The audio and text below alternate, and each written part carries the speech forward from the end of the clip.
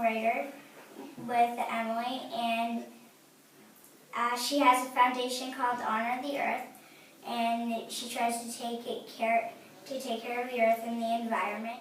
What was the first cause that meant a lot to you, and when was that? Oh, wow. You know, the first cause that meant a lot to me and Emily, well, there were two things. One of them was, in our hometown in Atlanta, Georgia, we had a homeless shelter, and it had a soup kitchen in it. And so one of the first benefits we did was to raise money to help feed people. Because there are a lot of people that don't have money and live on the streets in Atlanta. So that was one of the first things, just to help people that had less. And then the other thing was, Greenpeace was doing the campaign to help the whales. Ooh. So we helped with that too. That's amazing. I wrote about Matthew Shepard, and I know that you wrote a song about him too. Can we talk about him? Well, why don't you tell me what you think about Matthew Shepard? I think that's a really sad story, and they shouldn't have done that just because he was gay, and you relate to that. Yeah, I do relate to that. And I wrote that song when we had been up in Laramie, Wyoming, where he was from, where he was killed. And I was on the bus and I was thinking about him, and about how, because I had gone out to the area where it had happened, so I could understand like how it felt.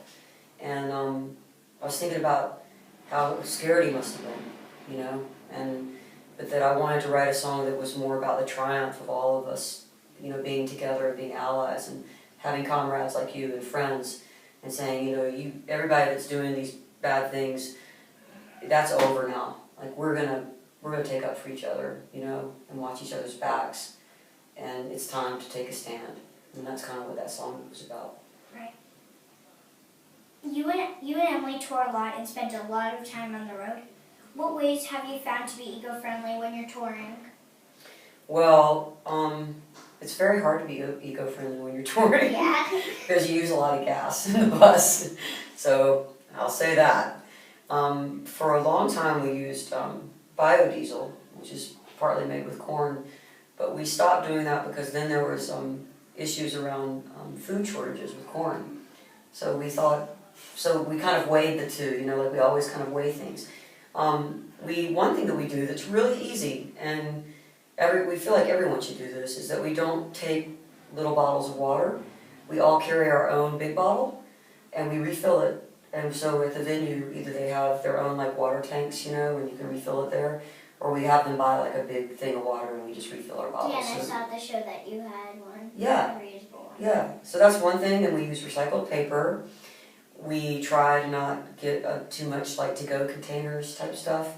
We try not to have any styrofoam backstage. We use like real plates and forks and stuff when the caterer comes. Just little things, you know, and in the hotel rooms, I'd always just make my own bed, and I never have my towels washed or anything like that. That's very helpful actually. It saves a lot of water. And if you're only there for like a couple of days, you don't need to. I mean, do you wash your sheets every day? No. Not every day, no. Yeah, so the hotel doesn't need to either. That's the way I look at it. Yeah. What other things do you do as a musician to be eco-friendly? Well, we try to support causes that are eco-friendly. So, and a lot of it just has to do with your own life. You know, like at home, what you do, like use, you know, fluorescent light bulbs, or like turn the lights off, like really simple things. Recycle, we recycle on the road, or recycle at home.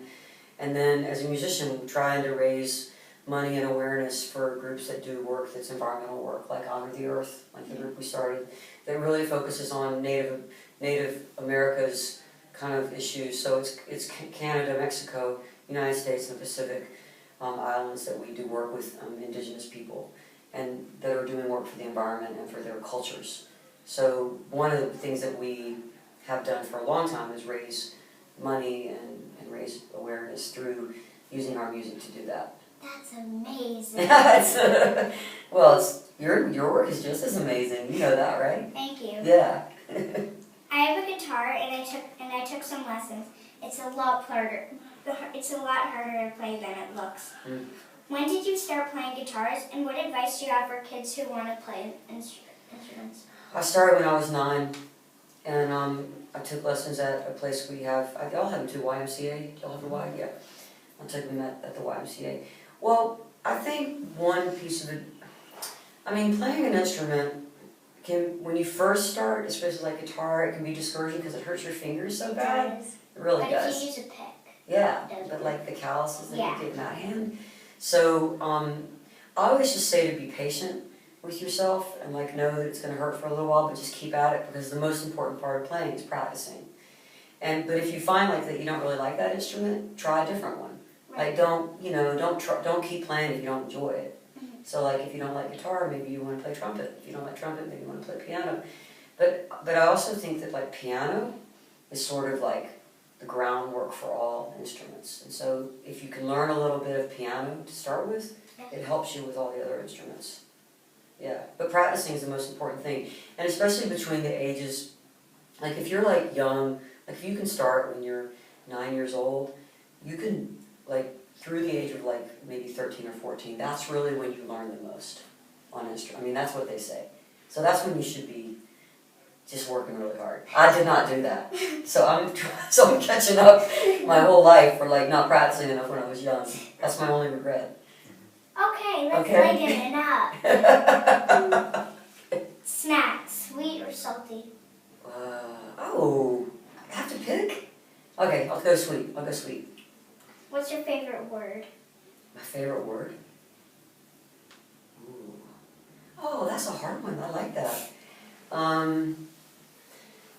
Well, awesome must be my favorite word because I say it too much.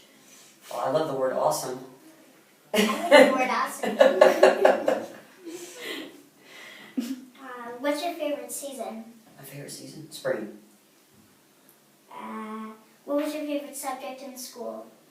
History. What's your favorite song to perform? When we're alone, like just me and Emily as a duo, I like to do Ghost.